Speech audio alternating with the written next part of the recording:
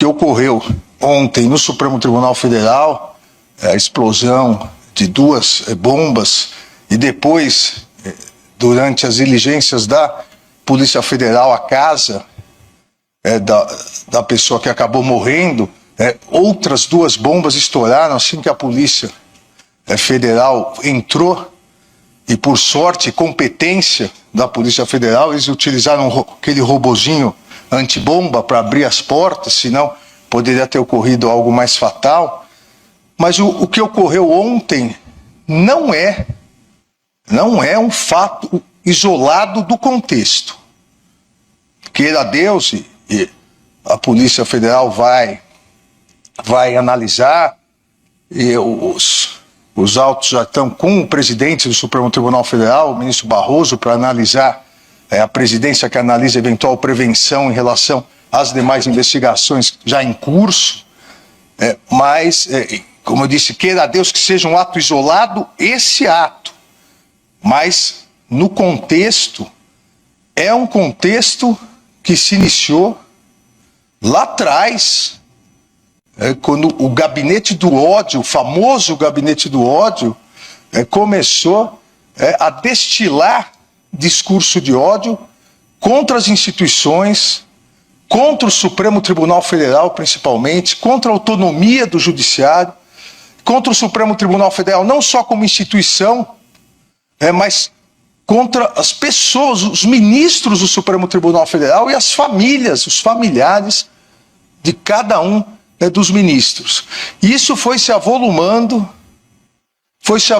sob o falso manto de uma criminosa utilização da liberdade de expressão, ofender, ameaçar, coagir, em lugar do mundo, nenhum lugar do mundo, isso é liberdade de expressão, isso é crime. Isso foi se agigantando e isso resultou, a partir da tentativa de descrédito das instituições, isso resultou no 8 de janeiro.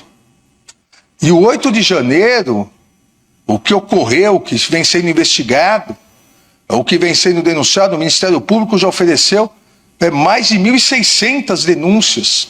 O Supremo Tribunal Federal já condenou mais de 250 pessoas pelos crimes mais graves, de tentativa de abolição do Estado Democrático de Direito, tentativa de golpe, depredação ao patrimônio público. Mais de 250 pessoas já foram condenadas, outras, mais de 100 foram condenadas pelos crimes mais leves, de organização criminosa para atentar contra a democracia na frente dos quartéis, pedindo intervenção militar. Outras 100 pessoas, e mais de 500 fizeram acordo de não persecução penal desses crimes mais leves. A Polícia Federal está já em vias de conclusão dos inquéritos das autoridades, dos autores intelectuais. Mas isso não terminou. E ontem é uma demonstração de que só é possível e é necessária a pacificação do país, mas só é possível essa necessária pacificação do país com a responsabilização de todos os criminosos.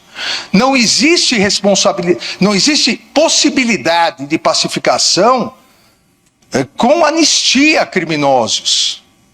Nós sabemos, e vocês que atuam no Ministério Público sabem, que o criminoso anistiado é um criminoso impune. E a impunidade vai gerar mais agressividade, como gerou ontem. Que as pessoas acham que podem vir até Brasília, tentar entrar no Supremo Tribunal Federal para explodir o Supremo Tribunal Federal. Porque foram instigadas por muitas pessoas, lamentavelmente várias com altos cargos na República.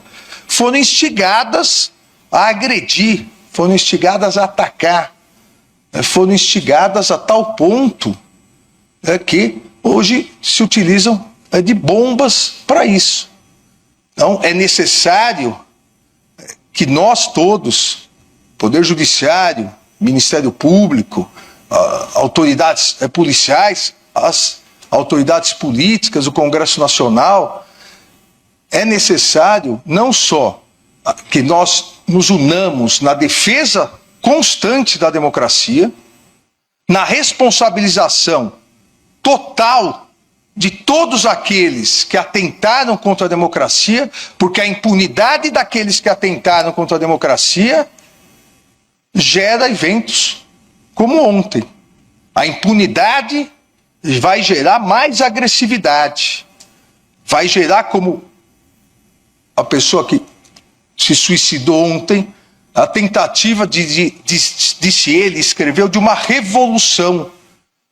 Antes se chamava o pedido de intervenção militar, agora de uma revolução. Então as autoridades públicas, aqueles que defendem a democracia, devem se unir exatamente para que haja responsabilização, para que haja uma regulamentação das redes sociais. Não é possível mais esse envenenamento constante pelas redes sociais. O mundo todo já está regulamentando, a Europa tem 2 importantes leis, aprovou ano passado 2 importantes leis, para que com isso nós possamos, aí sim, pacificar o país, voltar à normalidade, sem criminosos querendo dia após dia atentar contra a democracia. Então eu desculpem até por essa introdução, mas seria impossível ignorar o que aconteceu ontem. Tirando o 8 de janeiro, talvez o ato mais grave, o atentado mais grave contra o Supremo Tribunal Federal, onde a pessoa tentou ingressar no Supremo, quando foi barrada pela segurança, que percebeu que tinha artefatos amarrados, aí se dirigiu até a estátua da Justiça e explodiu. Se auto-explodiu. A ideia era tentar ingressar e explodir dentro do próprio Supremo Tribunal Federal. Nós não podemos compactuar com impunidade de ninguém que atente contra a democracia, contra os poderes de Estado, contra as instituições. Então todos nós, independentemente do posicionamento político, ideológico, todos nós temos que nos unir sempre na defesa da democracia.